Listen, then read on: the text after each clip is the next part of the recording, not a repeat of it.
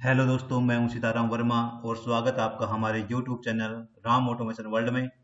आज की वीडियो में हम देखेंगे कि डेल्टा पीएलसी के लिए फॉलिंग एज कमांड उसको कैसे एग्जीक्यूट करें और उसके क्या बेनिफिट्स हैं। तो दोस्तों, आपसे मेरी रिक्वेस्ट है कि आप हमारे YouTube channel Ram automation world को सब्सक्राइब कर लें, क्योंकि बहुत सारे फ्रेंड हमारे ऐसे हैं जो हमारे वीडियो तो वॉच कर रहे हैं बट सब्सक्राइब नहीं किया है।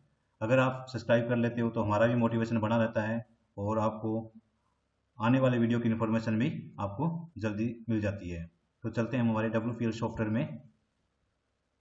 हमने पिछले वीडियो में देखा था कि हम कैसे राइजिंग एज इंस्ट्रक्शन को यूज कर सकते हैं और क्या उसके बेनिफिट्स है। अगर आपने वो वीडियो नहीं देखा है तो एक बार आपसे देख लें। अब हम देखेंगे फॉलिंग एज इंस्ट्रक्शन को कैसे यूज कर सकते हैं। तो मैं पिछला प्रोग्राम को यूज करता हूँ। इसमें ओनली मैं ये चेंज कर देता हूँ, राइजिंग एज की जगह मैं फॉलिंग एज कर लेता हूँ। और इसे चेंज करने के लिए हमें एल डी पी की जगह एल डी एफ का यूज करना है। पहले हमारा पी था, अब हमने एल डी एफ कर दिया x0। तो ये एरो है डाउन की साइड हो गया।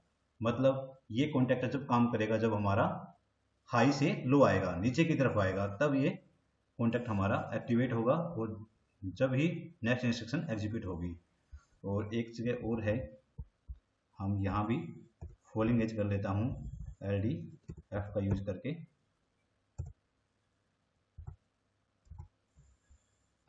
ये हम ऑनलाइन एडिटिंग कर रहे हैं, इसके लिए हमें पहले जो एडिट किया है उसको डाउनलोड कर लेना है, क्योंकि ऑनलाइन एडिटिंग की लिमिट रहती है। ये बहुत ज़्यादा एरिया पे एक साथ वर्क नहीं करता है, ये एक छोटे छोटे ब्लॉक के फॉर्म में ही वर्क करता है। तो मैं कर देता हूँ और यहाँ पे D2 है।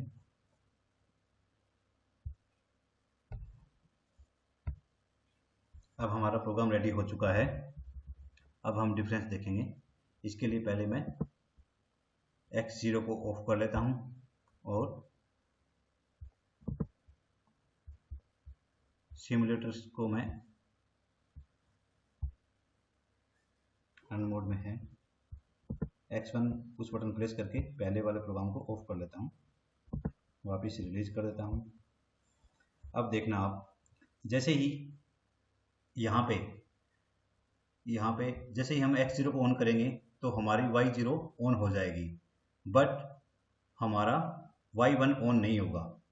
y1 हमारा जब ऑन होगा जब हम x0 को, ये जो पुश बटन है इसको हम रिलीज करेंगे। रिलीज करने का मतलब हम इसे ऑफ कंडीशन में लेकर जाएंगे और हमारा करंट में ऑन कंडीशन हो और हम उसे ऑफ कर दें, वो हमारी रिलीज कंडीशन हो गई। जैसे कि हम x0 को ऑन करते हैं, ऑन करने के साथ ही हमारा y0 ऑन हो चुका है, बट y1 ऑन नहीं हुआ है, क्योंकि y1 आउटपुट जब ही ऑन होगा जब x0 की स्टेट है वो ऑफ कंडीशन में जाए तभी।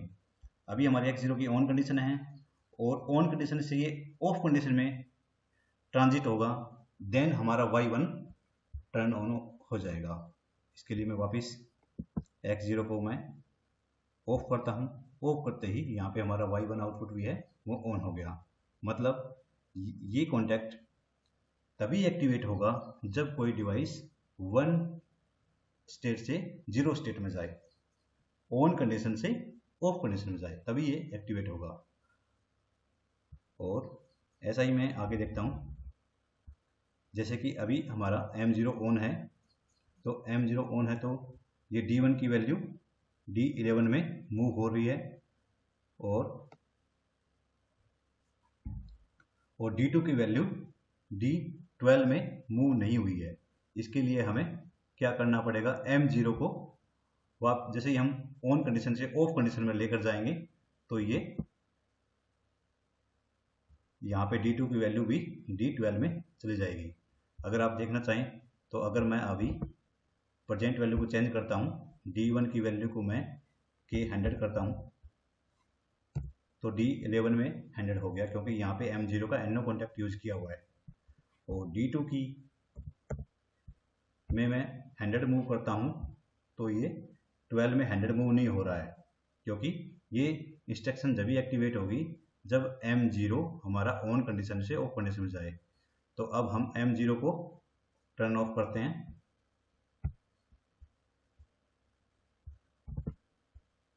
यहाँ पे सेट ऑफ करूँगा, सेट ऑफ करते ही ये D2 की वैल्यू D12 में चली गई।